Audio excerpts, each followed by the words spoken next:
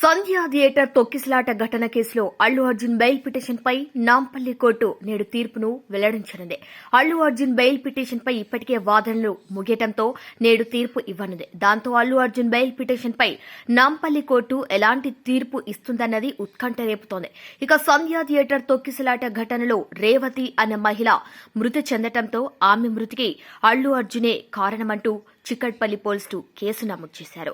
అయితే దీనికి సంబంధించి పోలీసులు అల్లు అర్జున్ తరపు లాయర్లు వాదనలు పూర్తి కావడంతో నాంపల్లి కోర్టు నేడు తీర్పు వెల్లడించబోతుంది. ఇక ఈ కేసులో ఇప్పటికే అల్లు అర్జున్ మధ్యంతర బెయిల్పై ఉన్నారు.